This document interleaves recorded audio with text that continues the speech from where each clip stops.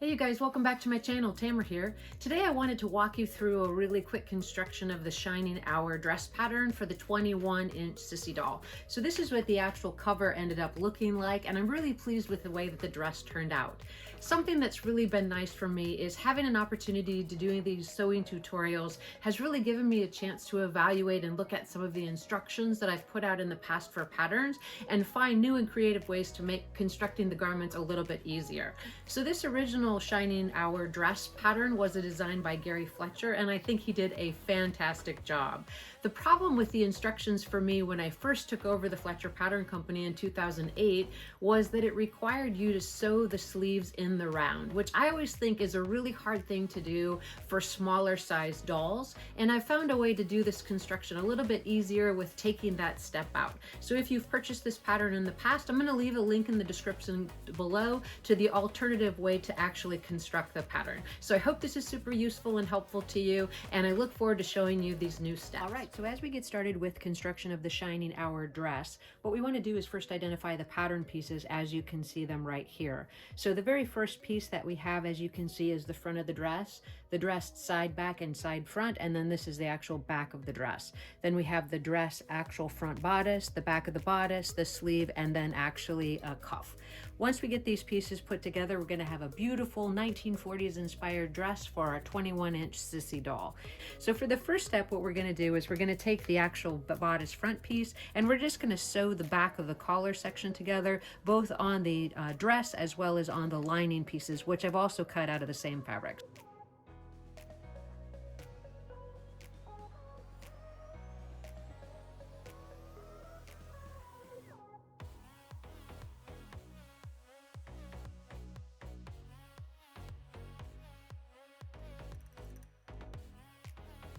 Next, we're going to take the bodice front and we're going to actually pin it to the bodice back section. Before you do that, take a quick look at the pattern piece to identify where you're going to have to pivot on that actual collar. So the center back of the actual dress collar lines up with the notch indicated on this pattern, and the pivot happens in towards the inner part of each shoulder. So let me pin those together and then we'll sew across around the shoulder and sew across.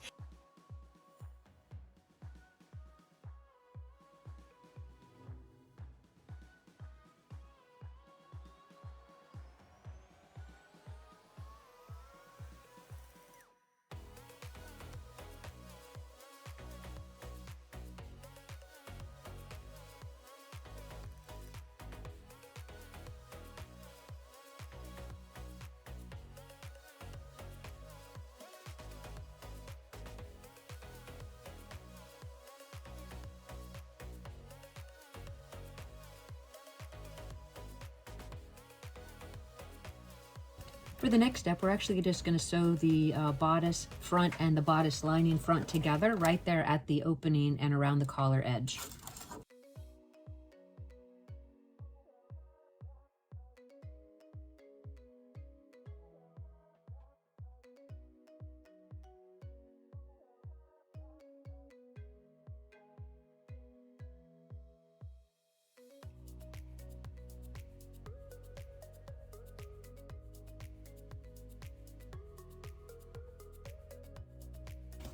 After checking both sides, we're just going to clip in towards this seam allowance, especially at the tips of the collar. Turn it right side out and give it a press.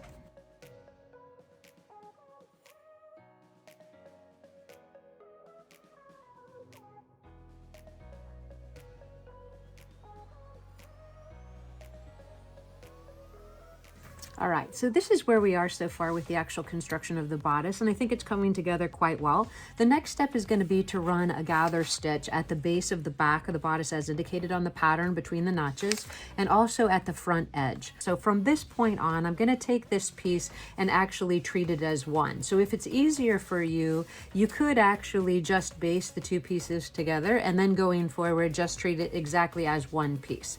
So I'm going to do those gather stitches, and I feel pretty comfortable since this is cotton not to baste it, but you could do that at this step. And then the next step after we get these gathers is to get the sleeves set into the actual bodice. With the bodice constructed, the next step is going to be to go ahead and prepare the actual sleeve. So you'll notice from the sleeve piece, there's actually a couple of things you need to do before we move on to the next step. First of all, you want to notice where the sleeve vent is right here from the dot to the actual cuff edge, and you want to put a zigzag stitch right here so that when that seam is pressed open, that will be a finished vent. The next thing you want to do is run a gather stitch along the bottom edge, and that's where the cuff is going to attach. And you also want to put a little bit of a baste stitch in between the dots at the top of the sleeve cap, and that's just to ease the sleeve into the armhole opening. So once I do those couple of steps real quick, then we'll get the actual sleeve set into the dress bodice.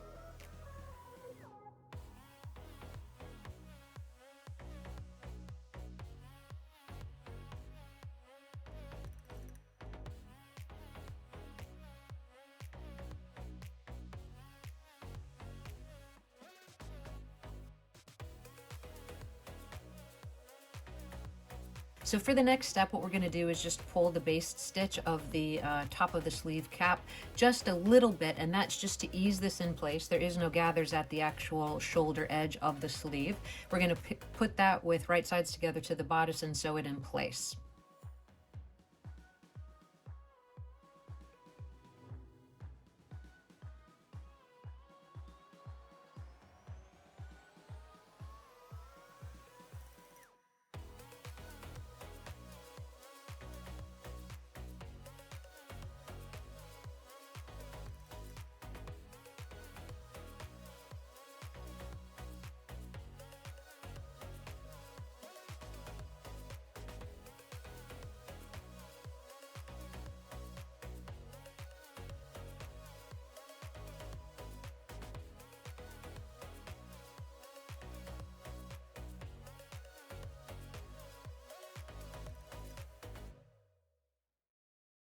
All right, now that we have the front and back pinned together at the side seam, we're just going to sew from the vent down to the waist edge.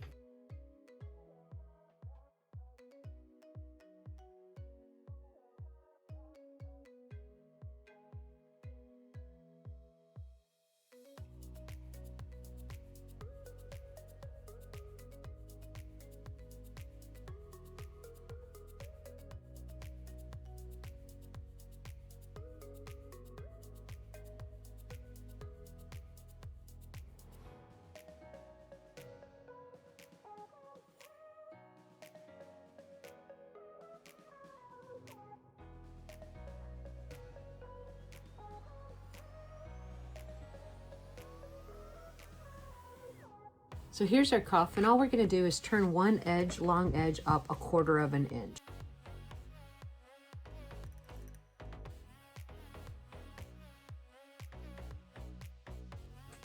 All right, once you actually have the gathers of the lower part of the sleeve pulled, you're going to notice that there's a 1/4 inch of cuff past the actual folded edge of the vent, and then you're just going to sew that area in place.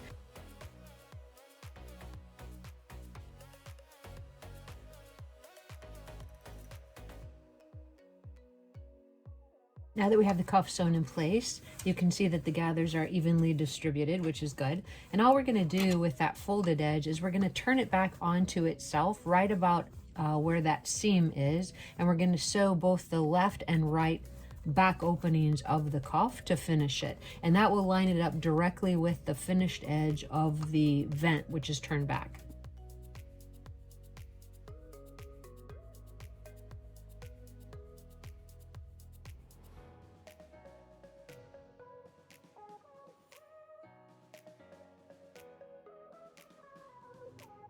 And now that we have both edges done, we're just going to clip into that seam allowance and turn the cuff right side out and give it a press. And a little bit farther along in the construction, we're going to sew that folded back edge to the inside seam so that we can hide the actual gathers of the sleeve. So we're going to get a quick fit to the doll with the bodice, and then we're actually going to start construction of the skirt. I think the front of the blouse looks nice for the actual dress, and then this is going to be the back.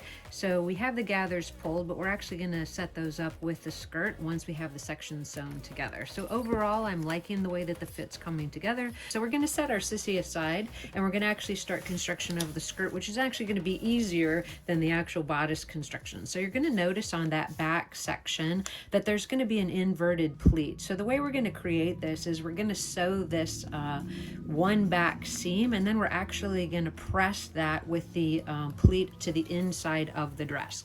Once we have that completed, then we're going to add the side back sections to the back, the side front sections to the actual front, and then we'll actually attach the bodice and the actual skirt together. So I have the back skirt section with right sides together, and I took my heat erasable marker and just put a line there to indicate where I want that seam to go to and where I want it to actually stop. So I'm going to sew that back seam now.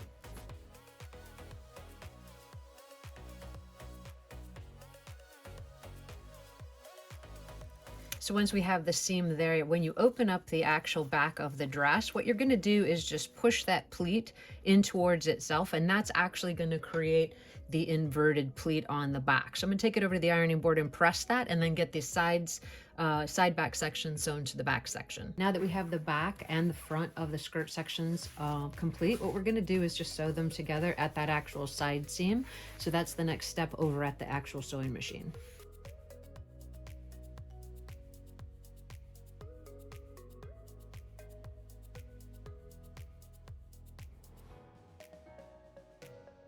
So now that we have all the skirt pieces sewn together, the next step is going to be to run a zigzag stitch down both front openings and around that hem edge, and that's going to just help us when we get to actually hemming the skirt.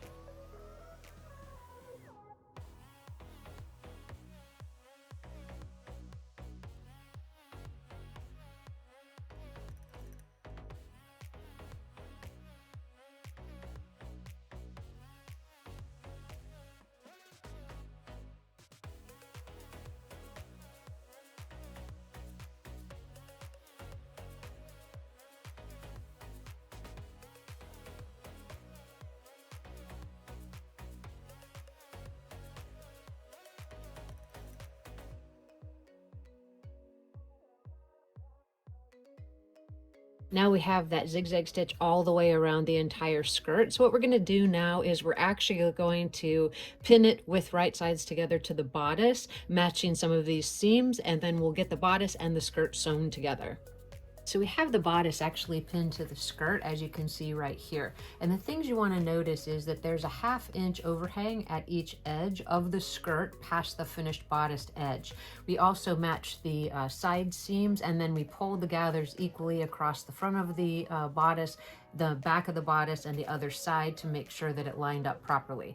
When I sew this actual waist seam, what I'm going to do is I'm going to fold that 1/2 inch overlap over so that it actually creates a nice finished edge along the front of the skirt. So let's move it on over to the sewing machine and get that waist seam sewn, and we are getting really close to finishing construction of this beautiful shining hour dress for our 21-inch sissy doll. So as I said, as we start sewing, we're going to fold that 1/2 inch overlap to the actual inside of the front bodice right here. And then we're going to sew the waist seam, and we're going to do that same thing at the opposite end as well.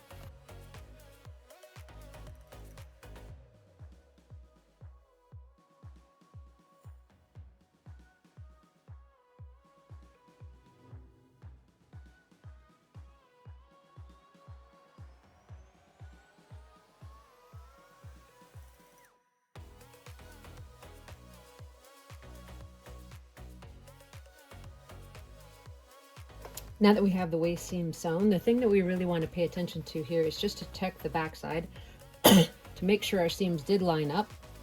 So you'll see from this that with that 1/2 inch turn back, that's going to line up perfectly with the front of the actual bodice. And then we want to check that our side seams also lined up, as well as the other side seam, and then the front of the other side of the bodice.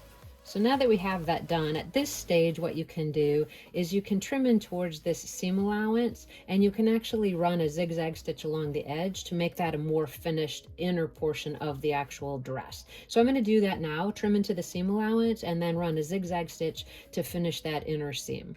This is how our dress is shaping up so far, and I think it's going to be a great dress for Sissy.